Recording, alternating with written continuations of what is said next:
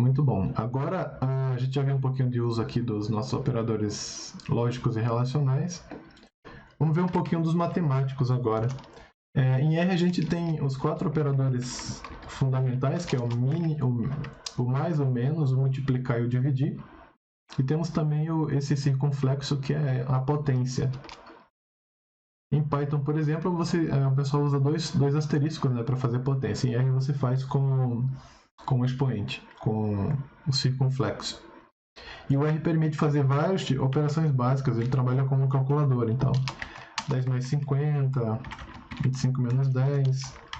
Ele faz operações complexas, resolve expressões numéricas também, desde que você siga a sequência correta, né, da posição, seguindo a mesma regra da aritmética, né, que é resolvendo parênteses, colchetes, chaves, multiplicação, potenciação, multiplicação, divisão, soma e subtração.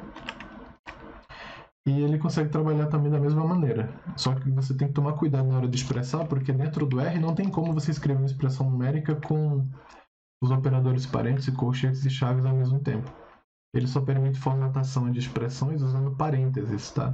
Então, mesmo que a sua operação seja complexa, por exemplo, 5 menos...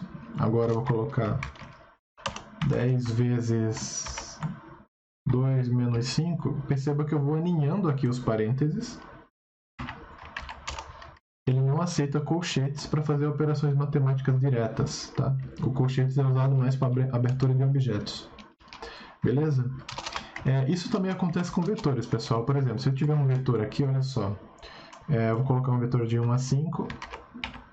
E agora eu vou criar um outro vetor aqui, que seria, sei lá, de repetir 2. Vamos colocar aqui rep 2 5 vezes. Vou criar um vetor de tamanho 5, somente de 2. Então, veja lá, eu tenho um x, 1, 2, 3, 4, 5, e o y eu tenho com só 2. Eu consigo somar os dois vetores, por exemplo, x mais y vai me dar 3, 4, 5, 6 e 7. Estou somando 2 a cada elemento de x. E outra coisa, tá, pessoal? Em R tem uma coisa muito curiosa, que é quando você soma um vetor de tamanho maior com um vetor de tamanho menor, ou vice-versa, né? Existe um efeito que é chamado de reciclagem. Como assim? Eu vou criar um outro objeto aqui, vou chamar ele de Z, e vou colocar aqui 5, deixa eu colocar 3 até 10. Então veja lá, eu tenho um vetor Z agora com 8 elementos, y vai ter somente 5 e x5. Bom, e para a gente explicar aqui a reciclagem, vamos fazer o seguinte. Eu já tenho os vetores aqui que eu defini, e vamos exibir os valores deles aqui. Ó. Por exemplo, eu tenho y, eu tenho z, e eu tenho y mais z. Então vamos lá, quando eu executo y mais z, o R vai reclamar que os vetores não têm o mesmo comprimento, né? Então ele vai tentar reciclar os elementos do menor e somar com o maior. Vamos ver então como é que fica, olha só. No vetor z original, eu tenho números de 3 até 10. E aí quando eu estou somando y, eu vou ter, por exemplo, 3 mais 2 vai dar 5, 4 mais 2 vai dar 6, 5 mais 2 vai dar 7, né? 6 mais 2 vai dar 8. Depois eu vou ter 2 mais 7 vai dar 9. E olha só que estranho, pessoal. Aqui, ó, os números de z mudaram. Os que não são do mesmo, não estão em posições equivalentes ao vetor y, né? Então, veja o que ele fez. Ó. Ele reciclou os elementos do vetor menor até completar o suficiente para somar no restante do z. Tá? Então ele fez novamente, ó, voltou para o início. 8 mais 2 vai dar 10. 9 mais 2 vai dar 11. 10 mais 2 vai dar 12. Tá? Então fiquem alerta, pessoal, quando estiverem trabalhando com R, se forem fazer operações de soma de vetores, para não correr o risco, né, de você errar a conta somando vetores de tamanhos diferentes. E se você vê alguma coisa estranha, é porque ele faz a reciclagem de valores para completar o vetor, tá? Ele também consegue fazer exponenciação de vetores. Então, ó, no caso do x aqui eu tenho 1 até 5, e se eu levar ele a y, ele vai elevar também da mesma forma cada elemento de x é equivalente a cada elemento de y. Então é como se eles sincronizassem, né? Cada índice de cada um vetor vai ser trabalhado com cada índice do outro. E se eu elevar um vetor de tamanho diferente a outro, o que é que vai acontecer? Novamente reciclagem, tá? Então, meu vetor z novamente aqui, ele tem esses valores, e aí se eu elevar as potências ali de 2 em 2, né, eu vou ter 3 elevado ao quadrado vai dar 9, depois 4 ao quadrado 16, 5, 25, 6, 36, 7, 49, 8, 64, porque ele continua reciclando os valores de y, tá? Então isso vale também.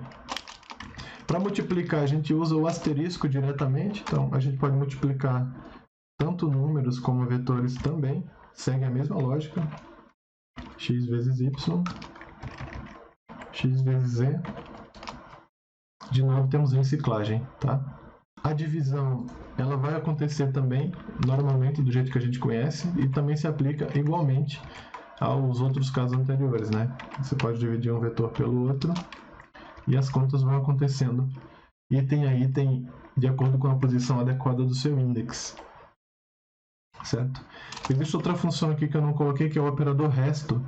O operador resto é 2 percents. Então, quando você colocar, por exemplo, ó, resto da divisão de 5 por 2 vai ser 1. Ou seja, 5 dividido por 2 vai dar 2 e sobra 1. 2 vezes 2, 4, mais 1, 5. Se a resposta for 0, 5 dividido por 1 dá 5 e sobra 0. Tá bom? Então é isso. Eu coloquei mais alguns outros operadores aqui que são muito úteis. A gente está usando eles desde do primeiro contato com R, que são parênteses.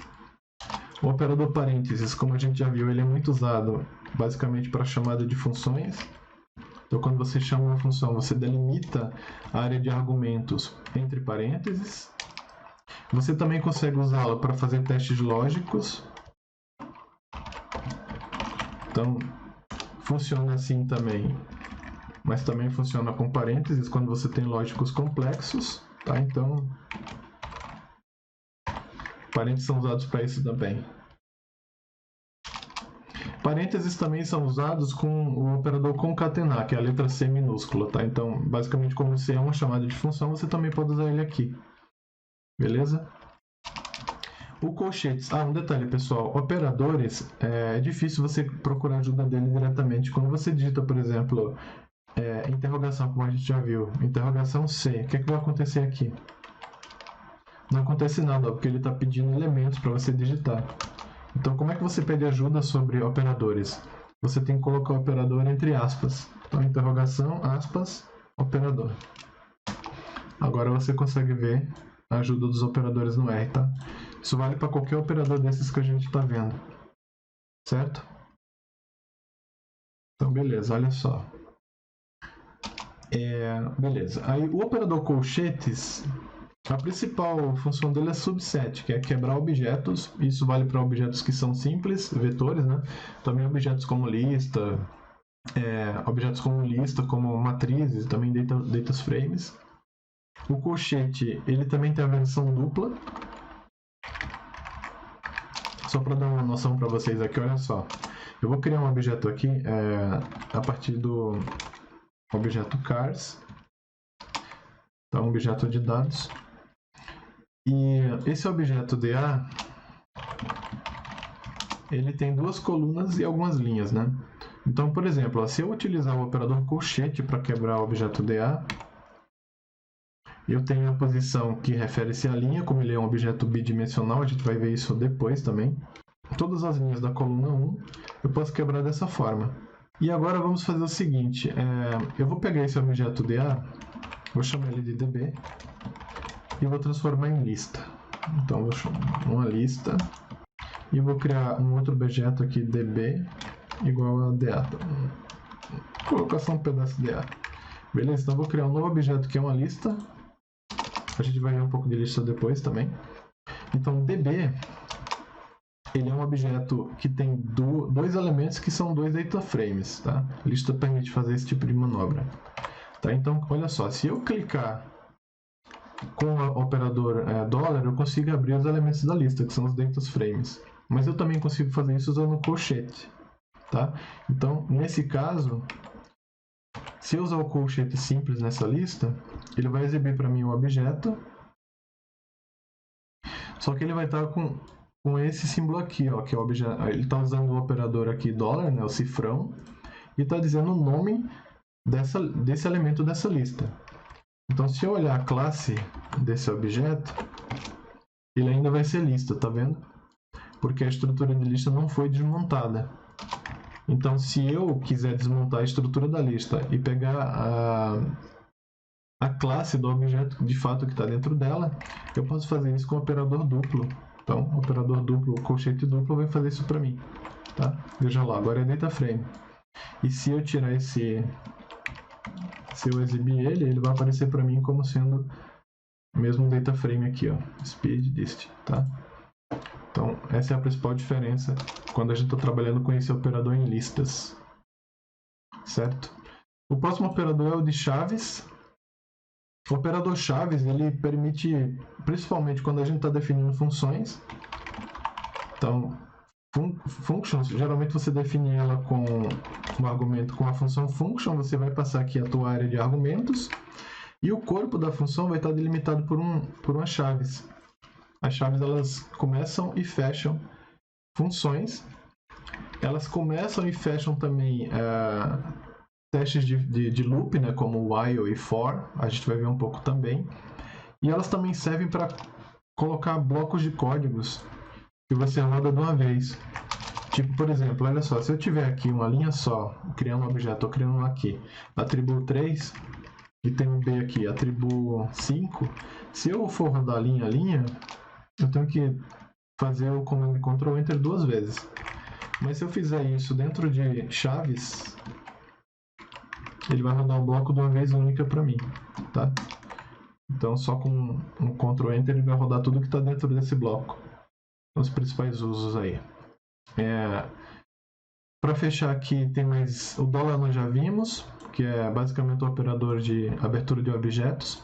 E aqui, galera, quem quiser se aprofundar um pouco mais, o operador dólar, ele é um operador padrão para a classe primária do R chamada S3, que é basicamente uma das primeiras classes que foram criadas para estrutura de objetos. O pessoal mais rigoroso da TI, por exemplo, acha que a classe S3 é frágil porque ela permite que os objetos sejam manipuláveis facilmente, tá? E aí o R criou uma nova classe de objetos que é um pouco mais, digamos, resistente, né, a manipulações desastrosas, que é representada pelo operador arroba, tá? Então, assim, objetos de classe arroba, de classe que não é S3, é S4, são objetos que são abertos pelo operador arroba. Então, aqui, objetos classe S4, que é uma forma um pouco mais robusta, né, de você criar objetos, criar classes dentro do R, muito útil para quem desenvolve pacotes e quer um controle mais rigoroso do seu código, das suas classes, tá? Eu vou trazer um exemplo rapidamente para vocês, através de apenas para ilustrar, tá, pessoal? Eu vou utilizar a função setClass, que é uma função típica a gente pode ver o help aqui, típica da manipulação de objetos da classe S4. E aí vocês percebam que quando eu defino, por exemplo, aqui eu posso definir alguns slots, que são esses os nomes dados pelos objetos que eu crio dentro da classe. Eu posso criar vários objetos com classes diferentes. Então, quando eu criar, eu vou chamar isso aqui de classe, meu S4. Meu S4 vai ser uma classe, uma classe que tem dois vetores, tem dois slots cujos valores são dois vetores, né? O vetor x que é numérico e o vetor y que é numérico. Veja que aqui eu passei a tipagem, né? Então você já começa controlando melhor aí o seu objeto, tá? Então já criei a classe. E olha só, para eu poder atribuir valores para essa classe, eu uso aqui a função new.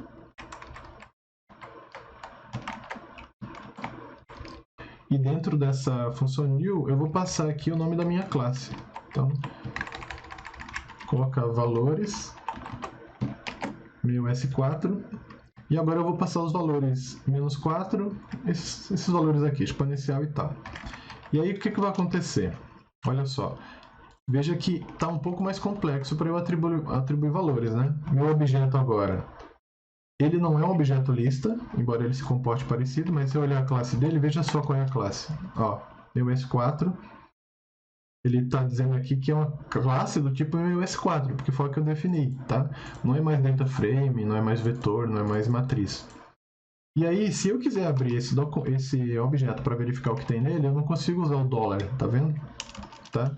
Então, eu vejo a estrutura dele, mas eu não consigo ver acessar os elementos dele a partir do dólar. Então, minha única saída é utilizar o operador arroba, tá? Então, quando eu digitar arroba, ele vai mostrar para mim o que tem nos slots ali, que seria o vetor x e o vetor y, tá? Então, aí já começa a controlar bastante. Deixa eu exemplificar para vocês mais uma vez aqui, porque é robusto. Olha só, a gente tem um vetor x na memória que tem 5 elementos. Mas se eu quiser colocar um outro elemento, basta eu escolher, eu usar o operador colchetes, por exemplo, na posição 6, que não tem nada, né, uma posição vazia, e atribuir um novo valor ali, por exemplo, 50. Tá? Então veja lá, o R alterou para mim diretamente, tá? Valor 50. Mas eu não consigo fazer isso no objeto da classe S4, do tipo S4, por exemplo, colocando um novo valor nele. Coloca aqui 1 recebe 5. Isso não vai acontecer, tá vendo? Porque a única forma de eu alterar esse valor é...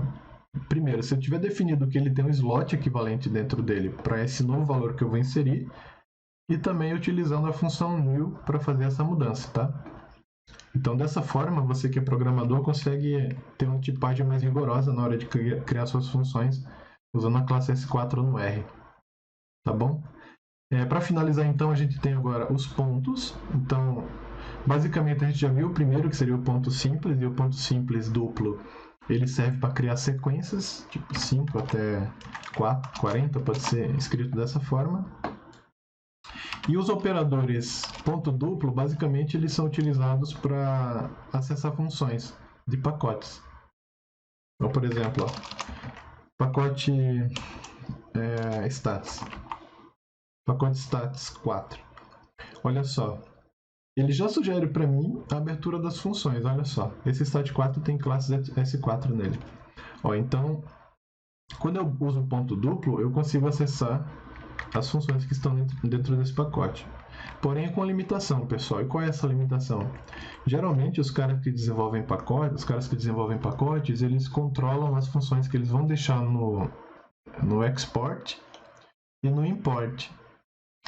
Se ele não definiu no export uma função para que o usuário veja, ela fica no pacote, mas ela fica oculta. Então, assim, se a função não estiver sendo visível com 2 pontos duplos, você usa 3 para acessar a cozinha do pacote e poder detectar aquelas funções que o programador colocou lá, mas ele não deixou o usuário, não exportou para o usuário diretamente. Tá? Então, basicamente é isso. O 3 pontos também vê as funções que são padrão. Por exemplo, aqui eu estou vendo o AIC, mas se eu pôr 3 eu também consigo. Tá bom?